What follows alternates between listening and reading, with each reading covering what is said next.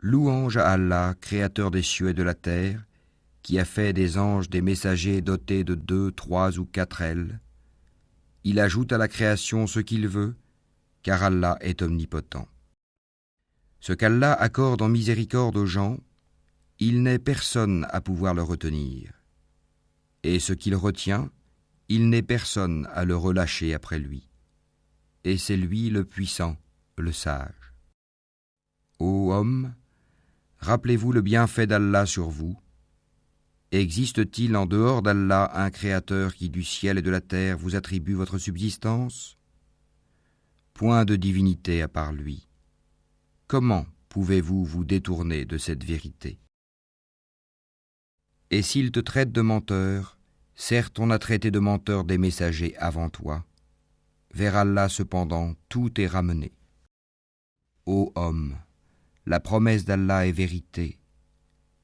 Ne laissez pas la vie présente vous tromper et que le grand trompeur, Satan, ne vous trompe pas à propos d'Allah. Le diable est pour vous un ennemi. Prenez-le donc pour ennemi. Il ne fait qu'appeler ses partisans pour qu'ils soient des gens de la fournaise. Ceux qui ont mécru auront un dur châtiment, tandis que ceux qui croient et accomplissent les bonnes œuvres auront un pardon et une grosse récompense. Et quoi ? Celui à qui on a enjolivé sa mauvaise action au point qu'il la voit belle ? Mais Allah égare qui il veut et guide qui il veut. Que ton âme ne se répande donc pas en regret pour eux. Allah est parfaitement savant de ce qu'il fabrique. Et c'est Allah qui envoie les vents, qui soulève un nuage que nous poussons ensuite vers une contrée morte. Puis nous redonnons la vie à la terre après sa mort. C'est ainsi que se fera la résurrection. Quiconque veut la puissance, qu'il la cherche auprès d'Allah, car la puissance tout entière est à Allah. Vers lui monte la bonne parole, et il élève haut la bonne action. Et quant à ceux qui complotent de mauvaises actions, ils auront un dur châtiment. Cependant, leur stratagème est voué à l'échec. Et Allah vous a créé de terre, puis d'une goutte de sperme. Il vous a ensuite établi en couple. Nulle femelle ne porte ni ne met bas sans qu'il le sache. Et aucune existence n'est prolongée ou abrégée sans que cela soit consigné dans un livre. Cela est vraiment facile pour Allah. Les deux mers ne sont pas identiques. L'eau de celle-ci est potable, douce et agréable à boire. Et celle-là est salée, amère. Cependant, de chacune, vous mangez une chair fraîche, et vous extrayez un ornement que vous portez. Et tu vois le vaisseau fendre l'eau avec bruit, pour que vous cherchiez certains des produits de sa grâce. Peut-être serez-vous reconnaissant. Il fait que la nuit pénètre le jour et que le jour pénètre la nuit. Et il a soumis le soleil et la lune. Chacun d'eux s'achemine vers un terme fixé. Tel est Allah, votre Seigneur.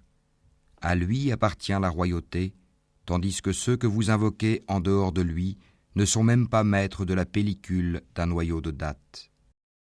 Si vous les invoquez, ils n'entendent pas votre invocation, et même s'ils entendaient, ils ne sauraient vous répondre. Et le jour du jugement, ils vont nier votre association. Nul ne peut te donner des nouvelles comme celui qui est parfaitement informé.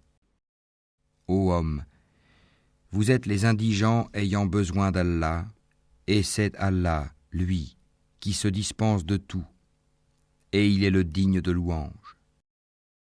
S'il voulait, il vous ferait disparaître et ferait surgir une nouvelle création. Et cela n'est point difficile pour Allah. Or personne ne portera le fardeau d'autrui, et si une âme surchargée de péché appelle à l'aide, rien de sa charge ne sera supporté par une autre, même si c'est un proche parent. Tu n'avertis en fait que ceux qui craignent leur Seigneur malgré qu'ils ne le voient pas, et qui accomplissent la salate. Et quiconque se purifie ne se purifie que pour lui-même, et vers Allah est la destination. L'aveugle et celui qui voit ne sont pas semblables, ni les ténèbres et la lumière, ni l'ombre et la chaleur ardente. De même, ne sont pas semblables les vivants et les morts. Allah fait entendre qui il veut, alors que toi, Mohammed, tu ne peux faire entendre ceux qui sont dans les tombeaux. Tu n'es qu'un avertisseur. Nous t'avons envoyé avec la vérité en tant qu'annonciateur et avertisseur. Il n'est pas une nation qui n'ait déjà eu un avertisseur.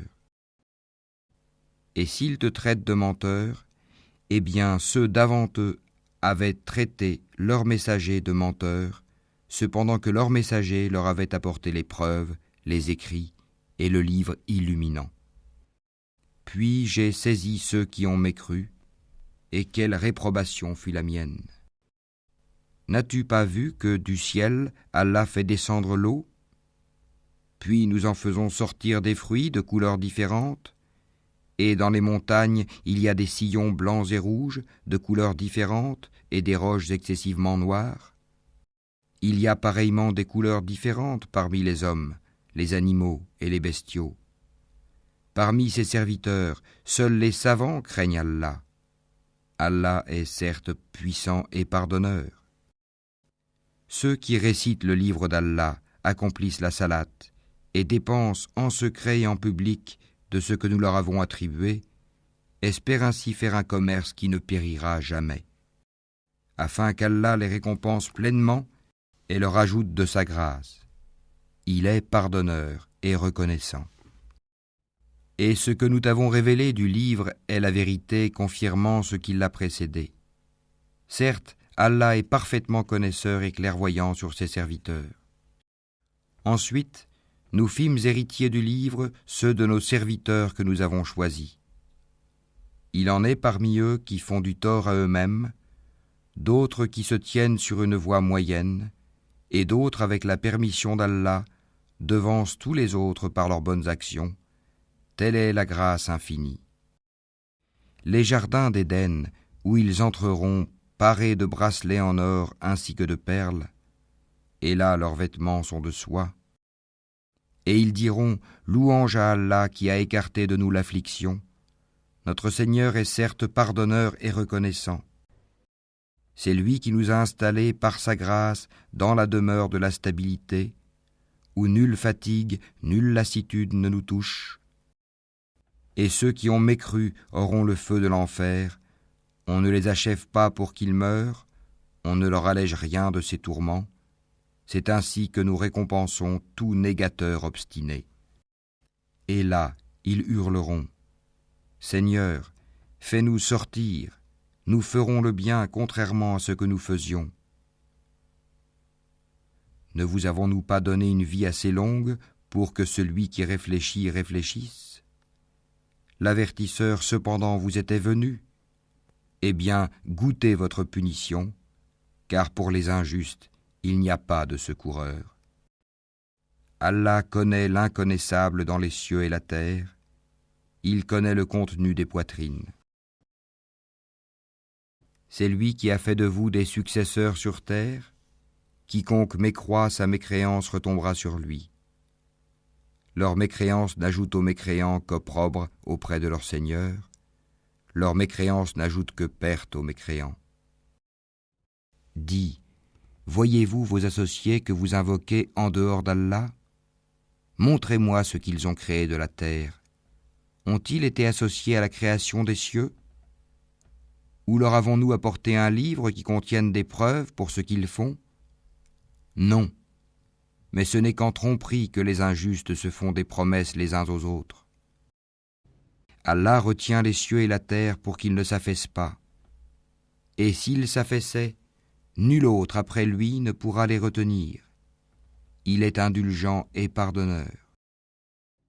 Et ils ont juré solennellement par Allah que si un avertisseur leur venait, ils seraient certes mieux guidés que n'importe quelle autre communauté. Puis, quand un avertisseur, Mohammed, leur est venu, cela n'a fait qu'accroître leur répulsion. Par orgueil sur terre et par manœuvre perfide. Cependant, la manœuvre perfide n'enveloppe que ses propres auteurs. Attendent-ils donc un autre sort que celui des anciens? Or jamais tu ne trouveras de changement dans la règle d'Allah, et jamais tu ne trouveras de déviation dans la règle d'Allah.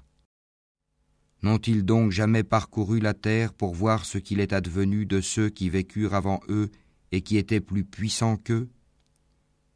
Et rien dans les cieux ni sur terre ne saurait réduire l'autorité d'Allah, car il est, certes, omniscient, omnipotent.